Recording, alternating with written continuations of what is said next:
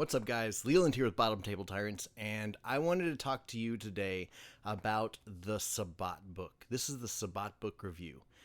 Now, I'm not going to touch on every single sentence in this thing. There's a lot of information, but I do want to cover generally the main things that it hits. And I would say, to be honest, this is almost one of my favorite books that they've made. It gives a great villain, and I'll explain why these Sabbat is for story writers to make villains out of, and I'll explain why that is here in a second. But this book, I was looking at the reviews on DriveThruRPG, has been just annihilated. It got roasted. I think it's like maybe 2 stars, maybe a 1.5 stars right now out of 5 on DriveThruRPG, and that's bonkers, especially because this is possibly one of my favorite books, other than the main core book that they put out for V5. I didn't love the Camarilla book, and I didn't like the Anarch book. It was just a lot of stories, and the stories weren't good. It wasn't stories that gave you plot hooks. It wasn't stories that gave you something to use in your own creations. It was just kind of short stories in a lot of it, and I didn't love that. This has those, but to be honest, they're good. Like the short stories, they're not too long. They're not 7 pages of a short story. They're maybe a page to 2 pages for most of the part.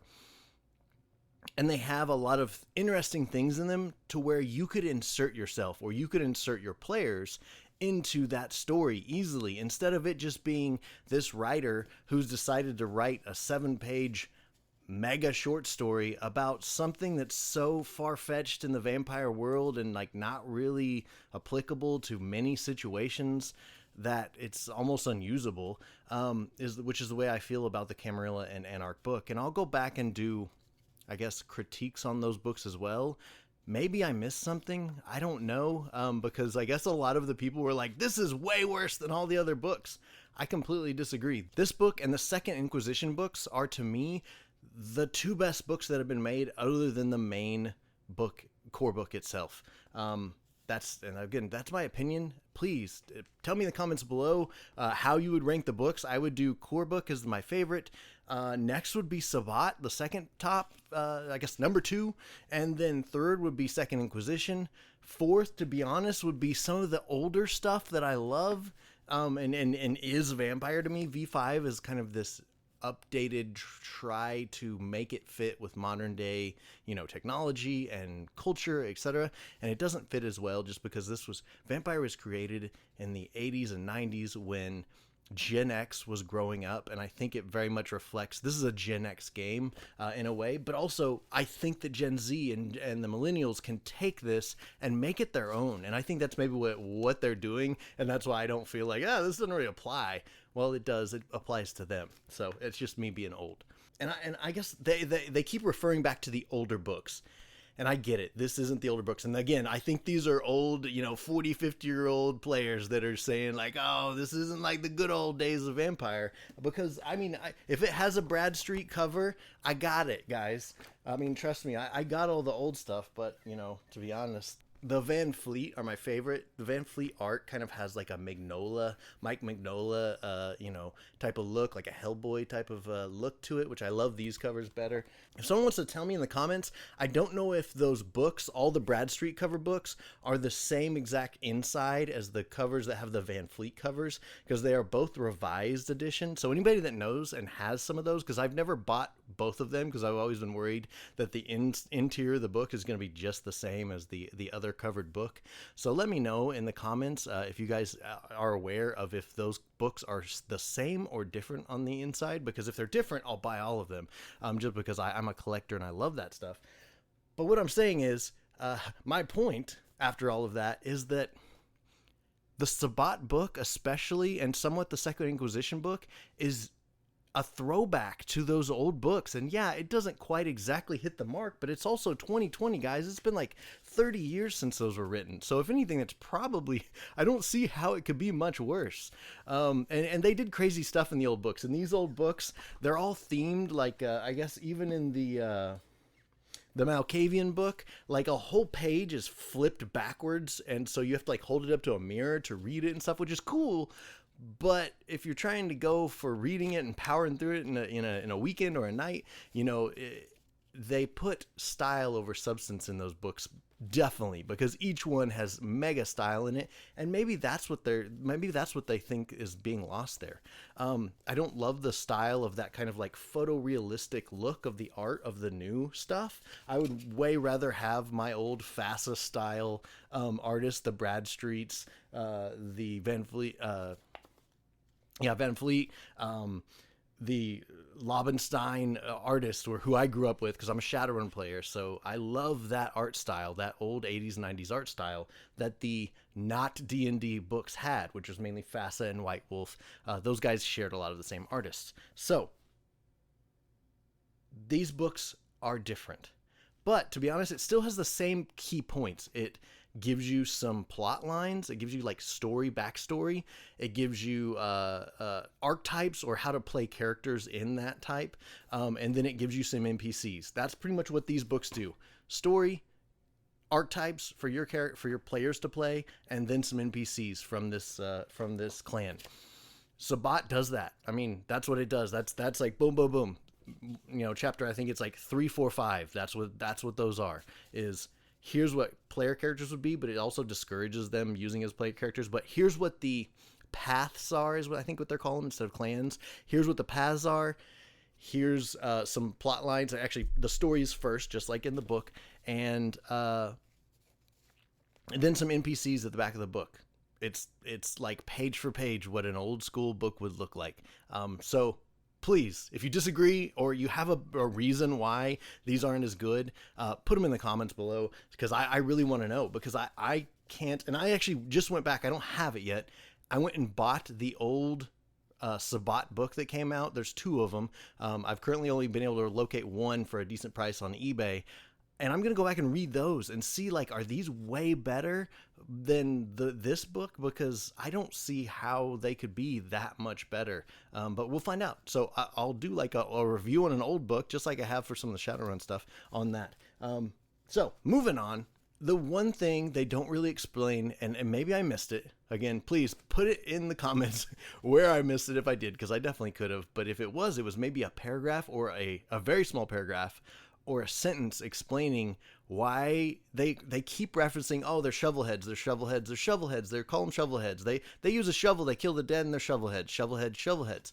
Got it, they're shovelheads. What the heck does that mean? They have a lot of art where the guys have shovels, and they kind of allude that they gather a bunch of humans together in like a freezer or a graveyard or somewhere. They kill them with shovels, and then they turn them into vampires, which I guess would mean give them a little bit of blood so that they come back to life as vampires, like in mass. They instead of doing one vampire you've picked out, or one human you've picked out to become a vampire, they do like 40 dudes all in one go. And in my mind, I guess maybe it's part of my understanding, but I thought they had to be completely drained and then given blood. But maybe they drain them with the shovel, and then again, they don't explain it. All they keep saying is, well, they use shovels. They're shovelheads, and they're obviously called shovelheads, so they're shovelheads. And it's like, what does that mean? So that's the one thing I'm confused about. If anyone knows, in the comments below, let me know what the heck a shovelhead is and how this process works, because it doesn't seem to be how you usually create a vampire, being you drain them and then give them some of your blood and they become a vampire since you were a vampire and they are of your clan. These guys seem to just whack you with a shovel, give you some blood, guess what, you're a vampire. And I don't know if that's not my understanding of how this all works, but maybe it does, and obviously they allude that it does, but I'm confused, so please help me. Okay, I was gonna hold the book and just go reference through it, but I think that's gonna get a little tedious, so I'm gonna try and go just off the top of my head. I've recently read the book in the last few days, so I think I can rip through this and make sense and not have to reference the book too much. If I do, it won't be on the camera, I'll cut it out. So Sabbat is, I guess, a cult of vampires. I don't want to say evil. They're not evil. I mean, I feel like vampires themselves are supposed to be considered monsters. I don't even like to say the word evil. They are monsters. And if your beast takes over you, you become a monster, for whatever that means to you. And these are a cult. And they believe that that Cain was the first vampire. and he became a vampire because he gave a better offering than Abel, in that he gave Abel as his offering. And God was like, wow, you were really willing to sacrifice a lot for me. You get to be immortal. Unfortunately, the humans have their own version of this story that goes the other way around, and that he's evil. But it actually is that Cain is chosen of God, and he became immortal and was set to rule over humans. So the Sabbat family, I guess the Sabbat objective is to become open vampiric rulers over humanity, because they see themselves as a species apart. It's not really racism, but that's where it gets weird. I think that's where they want to keep these guys as bad guys, and not really allow, not encourage your players to play as these guys, because they are, the best way to put it, as they're vampire supremacists. But I guess if you think about that and break it down, they are not human. They are not, we try and say there's race, and we try and say, well, because he's from this region and has this much melanin in his skin, he is this race. Race is a thing that we've made up based off, to be honest, like the patriarchy and racism. But the answer is, race really isn't a thing. We're all humans. We can all breed with each other. We can all live with each other. We are the same beings for the most part, genetically, in almost all ways. Now, we have different Neanderthal and different mixes in us, but that doesn't change us in any way, because we can still be families together and continue to make more humans. Vampires cannot do that. Vampires are a species set apart from humans in that they cannot intermix with them and make new human vampire hybrids. And if they could, that would be a thing that would, be revelatory to us as vampires. But so they are like a different species, is the way I can say. You change species when you become undead. So they are vampire supremacists. They think that their species is better than humans. Humans are food, not friends.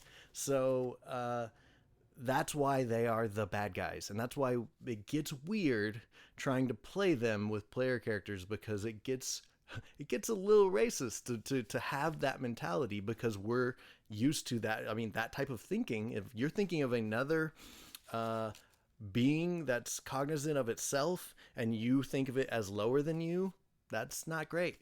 So that's where it gets weird. And I guess I loved from the original, I guess that's probably not the first game, but the vampire game where you're in medieval, like Prague, and you're coming up, and that you immediately run into some Sabbat guys who explained the story of Cain. And I thought that was just so cool, in a cool new twist. As an ex-evangelical, a cool new twist on how to see the story of Cain. I was like blown away. I was like, oh, that's awesome. And it makes sense. It makes sense of, okay, well, he actually gave the better sacrifice by killing his brother, and that's why they became vampires. So I was enthralled by that story, and I was like, ooh, Sabbat are cool. So I've always loved Sabbat because of that. But I see how it's problematic. And it's why you probably shouldn't have player characters that are Sabbat. But they're super neat in how you can use them in all these different things. So, diving in. Sabbat are the sword of Cain. They are an extension of him. They want to wage holy war against the clans, because they see the vampire clans as, I guess the vampire clans are started by the antediluvians, who are these super old vampires who all were Cain's children, and they kind of turned on him and possibly killed him. We don't know. And they want to take them out because they possibly killed Cain, their god, the Sabbat's supreme being. And they want to tear down the culture, the societies of these vampires who have done so much wrong to Cain. So they threaten the status quo. That's repeated over and over and over in this book. And I think that's another thing that people didn't like, is they're trying to hammer home the message of these guys are trying to wreck stuff. They are trying to mess it up. And they are out to destroy the Anarchs, destroy the Camarilla, and just they see it as free. They want to free the vampires so that they can, instead of fighting each other, they can take over humanity. Like, let's just mass produce vampires by shovelheading them, whatever that means. And then just outnumber the humans. We're immortal superhumans. Like, why are we living in the shadows? And that makes sense. I understand that like, why are we letting these humans run the world when we're the ones in hiding? We're superhumans compared to them. And I guess I want to say that they're called the Sanguinistas and True Blood kind of do this type of thing where they're like, we're going to come out, we're going to get on the news, and we're going to be like, listen, we're taking over. So that's another like reference I would say. Very much Sanguinistas are Sabbat. If you want to watch the True Blood series, I want to say it's season 3 or 4, somewhere around there. The Sanguinistas show up and they're like, I think they're followers of Lilith. It's been a long time since I watched that, but they are vampires who want to live in the open and have humans know we're here, man, and we're better than you. So again, they're the bad guys. Imagine that. Probably one of the best, and I guess this quote, this is where I'm talking about. Read these books. Read every sentence. Take a pen or something, or mark it. Maybe stick a sticky note so you don't mess up your book. Mark sentences, or even write them down, I guess. There you go. Write them down. Mark sentences that stick out to you. This sentence: a redneck splatterpunk vampire marauders who roll across the remote Texas scrub. That right there, talking about Sabbat. They're outside of the city. They're in Dangerland. They're in werewolf territory. They're out there in the sun. Like, holy crap. If you're not in a city, you are werewolf food, is at least the way I see it. And that's how I understand the world of darkness to work for vampires. But these guys don't care. And that's very much another thing they hammer home, is these guys are either going to be successful in their mission or die horribly. That's the two ends. And they don't care either way. They're almost suicide soldiers in that they are willing to die for their cause. Easily. They'll give up immortality to bring about this new regime, this vampires who openly live and lord over humanity. So they are fanatics because of that. The theme of the Sabbat is desperation. They're either gonna win this war, the Gehenna war, or they're gonna go down in flames. And it's one or the other, and they are driven together to do this. And they talk about that a lot in the book. They talk about how a pack, they don't call them a coterie, a pack of Sabbat vampires is like a group of sharks. They move in tandem. They almost communicate almost psychically, it seems. They have like little guttural, like they can grunt and point, and they don't need to communicate anything. They move like sharks in the water. They're silent and they're deadly, and they are like a hive mind. So they hammer that home a bunch, of that they work like this, in that they're super coordinated, and they will die to the vampire to accomplish their mission. Even if it's just a tiny little submission for the Sabbat, they take that stuff seriously. Starting off, Camarilla and Anarch groups always fight back against these guys because they're scared to death of them. Because they are super destabilizing. They will come into a city and start a full-blown, out in the open, doesn't care about the masquerade war. And that is not good for the masquerade. That is not good for Camarilla business. That's not good for Anarch's revolution. And it will attract Second Inquisition, if anything. So the Sabbat show up. They pretty much start shovelheading as many vampires as they can, creating more, and then they go on the offensive. That's pretty much their game plan. They kind of do a Cold War. They do like a Cold War, Hot Wars thing, where they will wait till they have the numbers they think they need before the big attack. They don't just go, have one night of gathering vampires and then go out and attack. But they might.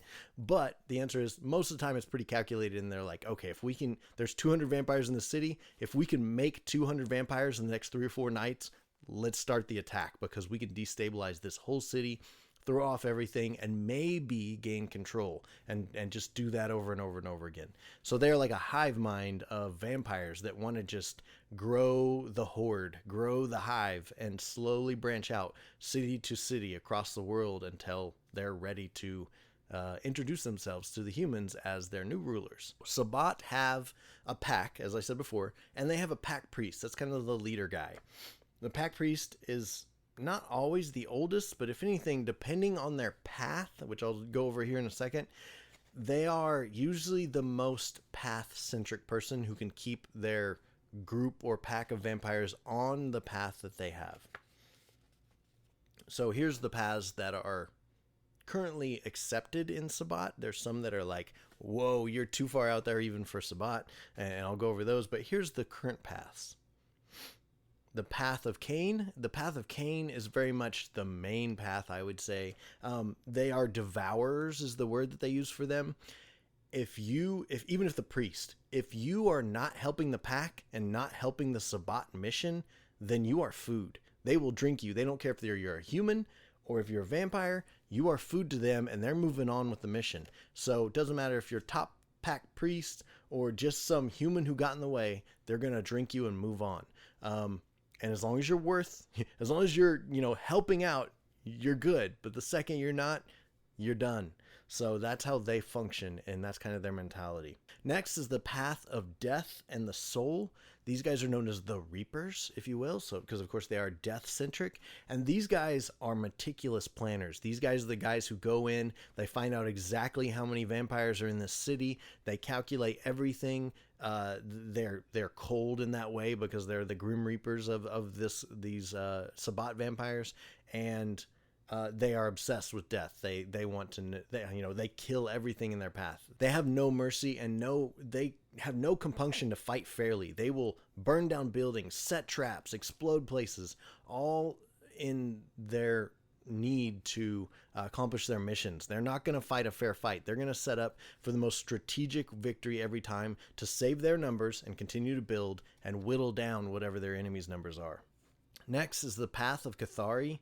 These guys are like Slanesh meets a bomber. I can't say the S word too many times or it's going to get demonetized, but these guys are like Slanesh. If you know Slanesh demons, they are the pleasure demons from the Games Workshop world of 40k and fantasy. And these guys are the pleasure cultists. They're the ones who want to experience every vice, experience every scent, aroma, taste, touch, everything. They want to go through all the experiences and kind of revel in that. They work as fixers. What else do we got here? These guys are the guys that set up nefarious pacts with everybody. You're going to make a deal with the devil if you make a pact with a Cathari Sabbat character. These guys are all about going into a city, getting everyone under their thumb, and then taking control. So that's how they work. And they're almost like a mobstery version, almost a Giovanni version of Sabbat. But Again, I hesitate to say evil, but these are monstrous. These guys are going to do pacts and boons and things like that, deals that you're not going to want to be under their thumb when it comes time to pay your debt. Next is the path of the power and the inner voice. These guys are, I always consider them, or I guess even in their iconography and art, they are emperors. These guys are all about gaining power through any means possible. Just clawing your way to the top. That's kind of how I see a Camarilla prince, but I would say think of it as this Sabbat path is everyone's a prince, or at least thinks they're a prince, and this is very much a me. Hopefully these me first vampires can work together, but when they start to and when they gain a foothold, man, they're dangerous because they just get more and more powerful because that's what they focus on. They focus on accumulating power. And the next path is the path of the sun. This is the final path that's an accepted path for Sabbat currently. And these guys are almost always thin blood. And that's because thin bloods are way more survivable in the sun. To me, and again, this is my opinion on how the sun works in V5. If you're a vampire, even if your hand were to get out in the sunlight, you would burst into flames. Like your whole body is the way I personally work with the sunlight for my vampires that I play with. You might get lucky and survive for a second. Like if you dove, like, you know what I'm saying? Like if you dove and your hand went through a beam of sunlight, you probably wouldn't die because it would only be on for a second, but your hand would probably immolate completely up to the elbow or something. If it caught up here, it would at least burn here. It would almost burn double, whatever it is. It's kind of how I treat it. Sunlight is unbelievably deadly to my vampires. Again, that's me. Thin Bloods, the reason why they are so scary to vampires is that they don't burn up. They burn, but they don't just burn up first thing in the sun. And that's what these guys are. The Path of the Sun are a sun cult. They want to purge themselves. They want to burn themselves, and they want to cleanse their beast out with sunlight. So that's kind of how they see this. So these guys recruit from everyone. They can recruit regular vampires. Now, those regular vampires may not be able to partake as much in the whole sun-burning part, but they get the dispossessed. They get those who are not happy with their Camarilla. They get those who are not happy with their Anarch leaders, etc. So they're going to pull these guys in. If you'd say, like, Caitiff, if there's Caitiff out there that are unaligned with clans, don't really go to any, haven't really chosen a side, those guys could definitely become Path of Sun as well. The Forsaken Paths. First is going to be the Path of the Beast. The Path of the Beast just literally lives in beast mode. They, again, which is problematic because eventually you're going to lose all of your ability to stay human and just become forever a beast. And they're working on how to fix that. That's their whole mission, is like, okay, we're the most powerful when we beast out. But the problem is eventually we stay that way and we lose our minds and just are beasts forever.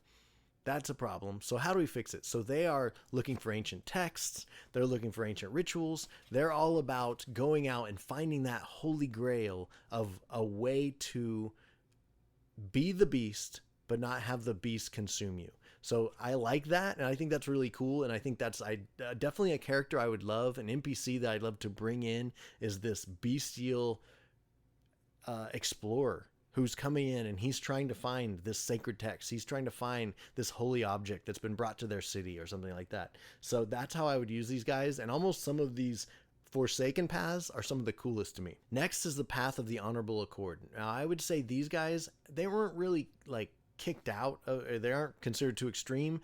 If anything, they were vampires, and they always kind of say that they may have been like knights or paladins, and those knights and paladins used to rule. I would say during like medieval times. I like to think, again, I think in Games Workshop ways, the Blood Knights of the Games Workshop worlds, the fantasy worlds, those vampires literally consider themselves part of the Empire, but the Empire doesn't like them. They're like, no, you're vampires. You can't be a part of this. But they're like, no, we're like you. We have our own humans. We let them farm. We don't kill everybody. We're a kingdom just like you guys, but the Empire won't recognize them, and they hate that. So I see that as probably how this was maybe in medieval times, somewhere in Transylvania, there was a king or a baron or, a count who was an open vampire and ruled his people. And yeah, he drank some of them sometimes along with some of his blood knights who had to feed on them, but he protected them. He made sure that their bellies were full and that their pockets were full of gold, and he took care of his knights and his noblemen, but he was this vampire ruler. So that's the way I would see this. And these guys have been knocked back into the shadows, which is why they can't really be these blood knight crusaders like they used to be. But that's a really neat aspect to me. And they always talk about these guys are also very old. So these guys get looked down upon by the Sabbat because they're a little bit too high in the bloodline, which makes them too close to antediluvians, which makes them a threat and, if anything, a target for Sabbat, because Sabbat want to go find all the old vampires and drink them up and make them pay for what they did to Cain. So I guess the last part about that is I think of, this makes me think of in Indiana Jones, The Last Crusade, they find that crusader who's been waiting in the chapel for hundreds and hundreds of years. To me, that guy would be a Path of the Honorable Accord. He was a vampire who's been there and immortal for, hundreds and hundreds of years, waiting for someone to show up and hopefully take his place or find the grail, etc. So that's what I see these guys. So that's what the NPC that I would bring would be. He would be this guy that's just hundreds and hundreds of years old, who's a wise person who the vampire player characters might need to go talk to get information about a relic or about a ritual or something like that they could need to find out about, that's in the Middle East or in, a Slavic country or in somewhere in Europe or something like that. This guy's going to know about it because he was around when it was found 400 years ago, 500 years ago, something like that. Okay, the last are the Path of Lilith, and they venerate Lilith instead of Cain, and they see her as this mother creator. This is a heresy to other Sabbat, which is why they've been kicked out, because no, Cain's in charge, not Lilith. Stop it. So they go with kind of this death mother of Lilith, and that's their goddess or their venerated one, and that's why they have been kicked out of the guys. So this is just a twist on it. Again, like I said, the Sanguinistas, I'm pretty sure in True Blood also venerated Lilith, and she plays a big part in that. And so I would almost go back and reference the True Blood stuff. That would be great research on how to run those guys, and just have them be good bad guys that are Lilith cultists.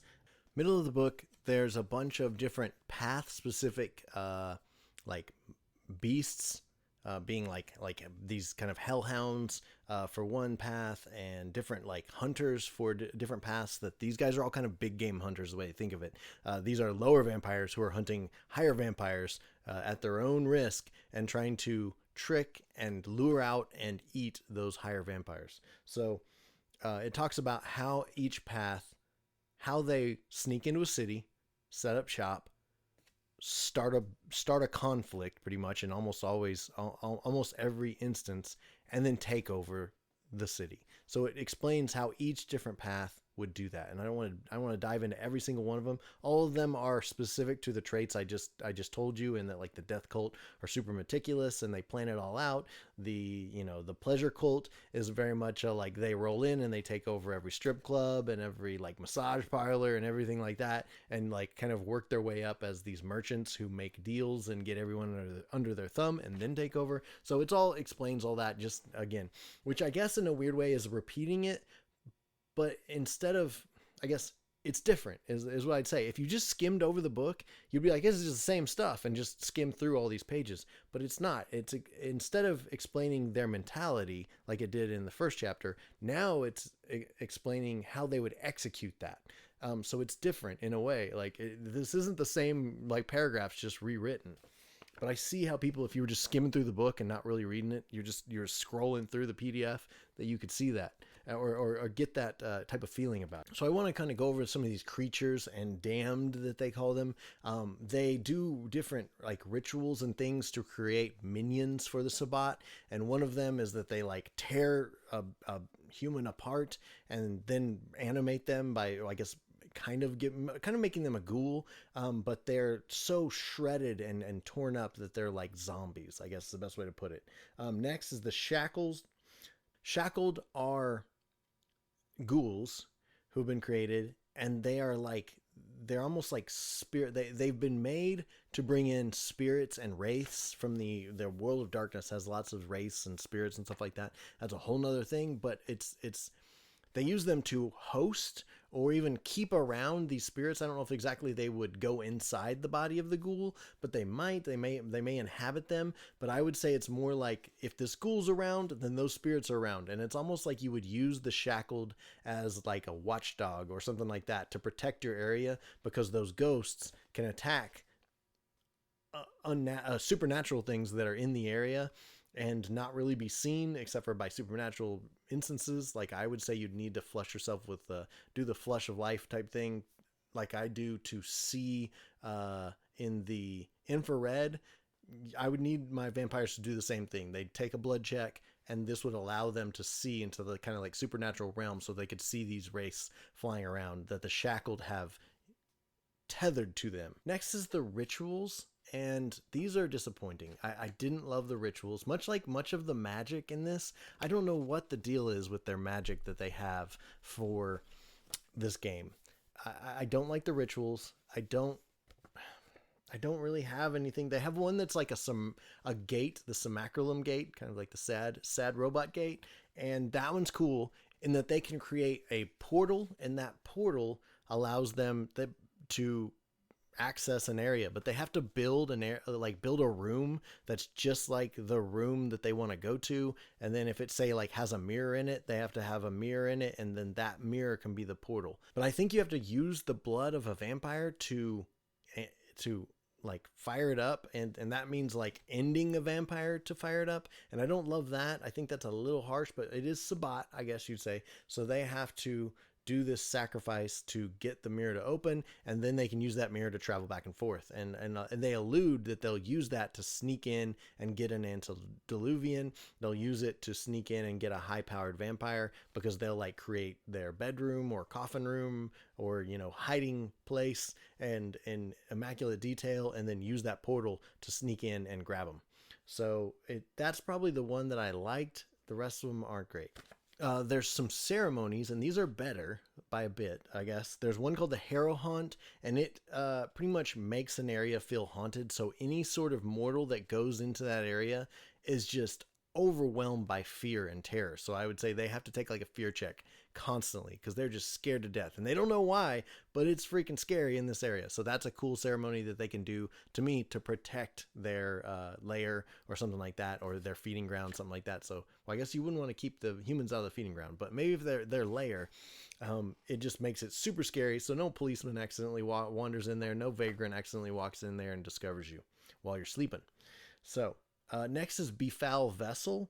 And this one talks about, it makes them so that their blood is like rotten and causes any vampire who drinks from them to gain hunger, not lose it. So it doesn't help them to feed from them, and they just taste gross. But the problem is with this one, the change I would make is that doing this kills the mortal. So what's the point of it? Like, what use is that, other than like maybe depriving other vampires of food? Why would you do that? Because what I thought would be a cool idea for this, and why I would change it, is I would say, okay, you have this keystone, you have this person in your life that you do not want people to feed on, because it's your last link to humanity. If it's your sister, your mother, your girlfriend or something like that, this is what I would use the Befoul Vessel ceremony on, to make their blood just taste horrible and actually affect vampires in a negative way. So they're like, oh, I don't want any of that. You know, this is like that poison that a bug develops so that birds don't want to eat it. And so that's the way I would use this one. This is a ceremony they would conduct to protect their loved ones who are still mortal. There's some blood alchemy they have in it. The only one I really liked is called On-Demand Sunburn, which is not a great name. I would have called it like Sunburst or something like that. And what it is a thin blood can blast out light to anyone that they are touching or is in very close contact with them. So it does aggravated damage. I would say it shouldn't kill other vampires, because it's emanating from a vampire themselves, not from the sun. But it should be enough that they think twice before they, bite into that thin blood, or it makes them be like, whoa, what just happened? So that's how you use that. I liked that one, and that's one that they can set up as a thin blood alchemy. But that was really the only one I liked. Next is called the Valdery, and it's a way that the Sabbat kind of do a blood pact in a way with each other. So there's not someone in charge, like domineering over them, but they all are linked together. And this is what the reason why they are seen as like, they don't even communicate. They're silent, and yet they move in perfect coordination, like a shiver of sharks swimming through the ocean, and just never really running into each other somehow, even though they're hunting and feeding, but they are always, not touching each other, but always just swirling around in just a perfectly coordinated ball. That's the way these guys move together, as if they're psychically linked, and that's kind of what this does. Now, they accomplish this by drinking blood together as a pack, and they, like, I guess in the instance they say, like on the back of a truck using a shotgun rifle barrel, they're drinking blood that's being poured from a styrofoam, one of those styrofoam coolers down into the shotgun barrel, and each one of them goes by and takes a big swig of it, and that's how they're linking themselves using this Valdery. I don't know how it's spelled. I'll put a Valdery on the screen there.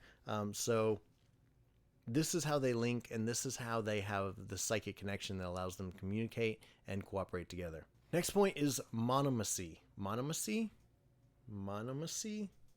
And this is a blood duel. This is two vampires of Sabbat who have an argument, who are fighting over a position of power, and it is handled in kind of this Wild West style 1v1 duel, to usually to the death is what they pretty much is the way they talk about it. And this is how you settle an argument, or this is how you become the new priest.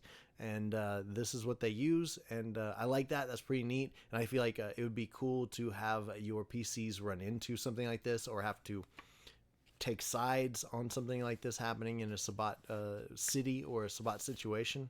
Next is going to be the Blood Feast. It's another thing, another ritual or ceremony that they have. I guess it's neither of those, but this is another cultural thing that they do that is called the Blood Feast, and it's pretty much this massive blood intake. They go out and they feed and feed and feed to get as much power as they can before they go out on pretty much a death mission. So they go out and they know that this could be their last meal. And it has a bunch of Bible verses and stuff like that. They have like Isaiah 22:13, let us drink for tomorrow we die. And that's pretty, I like that one. I think I will use that for my Sabbat guys. And they are pretty much having their last meal before they know the big battle is coming, or the Cold War is about to turn into a hot war tomorrow night. In game, I would use this in that maybe your vampires are sent, your PCs are sent to disrupt this feast so that the vampires of the Sabbat aren't as powerful. They don't get filled and are able to use every single power they have and exhaust themselves, so that they, they come in tired and weak and hungry instead of fully charged up full of blood. So that's probably how you would want to use this in a mission for your PCs, is have them disrupt one of these blood feasts. We talked about hot wars and cold wars. Again, that's a thing that's definitely a prevalent theme in this book. A cold war, a Sabbat pack looks like a sabotage cell. They're out there, they're keeping their heads down, they're growing their numbers, they're setting up traps, they're preparing to get to a hot war. And the main thing that I would say is they're always working towards this one end of winning the Gehenna war. That's their job. They're going to go after this taking over this city so they can take over every city. And then a hot war, these guys are military squads who are just, they're there to do battle. So Cold War, they're sabotage cells. Hot War, they are military units, and they can flip-flop back and forth as needed to continue the mission, is what I'd say. Now, most of the time, these guys aren't going to survive too long in most instances, because like I said, if they fail, it's probably going to be a pretty miserable failure. Next is called the Wild Hunt, and I think this is very much used in almost all of them. This is whenever someone has ticked off this Sabbat group, they call a wild hunt on that vampire. And this means that every member of that Sabbat group, be it the pack or a group of packs or every Sabbat in the city, they are going like cruise missiles after that one vampire or human or whatever their enemy, whatever enemy that is. It could be a Second Inquisition group who's messed up their plans, something like that. They are going full speed to get revenge against them. We're at chapter 4 now. Chapter 4 is all about the Gehenna War, and this is their fight, their holy war. They are fighting to bring vampire kind to power over humans and over other vampires. And they want to free other vampires. They want to make sure that there are no blood bonds. They don't want one vampire higher than another. They want everyone equal. Or at least as high as you can get, and they want open vampiric rule. And then it goes through, I guess this is the story aspects. Again, these are maybe 1 or 2 pages. They're not 7, 8, 9, 10 page short stories. 1 or 2 pages on a bunch of different regions that are Gehenna War regions. Of course, the Middle East, Europe, the Baltics, Russia, Mexico, actually, which is, I like that they're going all over the continents. They're just kind of hot areas for the Sabbat and where the Gehenna War is happening. Now, one of the main problems is the beckoning. The beckoning is the call to go fight in the holy war. And that's one of the main reasons why a lot of there's been a big turnover in the V5 world. A lot of the older vampires were called by the beckoning to go to the Middle East, to go fight in these Gehenna wars, and have also somewhat gone and disappeared into the sands of the Middle East. So we don't know why that happened, and we don't know why the beckoning affects different people differently, and it also directs them to go to different places. They're not all going to one central point, because otherwise all Armageddon would break loose, but they're like driven to different areas of the world, but usually to fight in this holy war. So this is chapter 5, Storyteller resources, and the phases are: there's a surge, there's an accord, there's an entente, and a crusade. And so that's like a build up. They kind of maintain a balance and usually take over the city, wherever they're at, and then they either start a full scale attack on a new area, or weirdly they're all called and they go to wherever the current big Gehenna hotspot is. So they may leave the city completely and abandon it. So it seems weird to anybody that's not Sabbat, of like, so they built up, they took the city, and then they all just left and went to the war. Like, what the heck? But that's to the Sabbat, that makes sense. We built up this huge army, and now we're going on a crusade to go win the holy war. So that's the way they see it. And the city's no longer of any use. We're going to the crusade. So the Camarilla and the Anarchs roll back in, and they're like, what the heck happened? You know, they'll reestablish their control over the city and go from there. But sometimes they hold it, sometimes they don't. So I guess that's the Sabbat book, guys. Hopefully you got at least an idea of what to expect from the different paths, how you can use them as NPCs. You may have gotten some ideas for how you would use them. I highly recommend the book. It's one of my favorites. I don't know why other people don't like it at all. I'm really curious to find out why. I'm going to read the older book and see if I like it way more, and I'll do a review on that too and tell you what differences there are. But I'm really perplexed by why some people just despise this book and think of it as one of the worst that's been written. So that's my thoughts on it, guys. I really liked it. So you have just these desperate Sabbat cultists who are fighting for vampiric kind, is the way they see it. Of course, they always see themselves as the good guys, but these are the vampire supremacists who want to take over the world and free everyone by taking over that world. So they are definitely bad guys, and you should probably use them as such. You might be able to dive into, if you have ideas of how you could let a PC play that, please put those down in the comments below, because I'm super curious on how you would allow that. I definitely could see how they might tempt your characters and have that be a problematic thing with their humanity, in that if they start to go Sabbat way, that's a bad thing. But again, that starts to get into weird, like, I don't want to encourage my players to get into kind of a weird vampire supremacist type of situation where they're lured into that. So I think that could be problematic. Let me know your thoughts. That's my review on the book, guys. Thank you for your time. Leland out.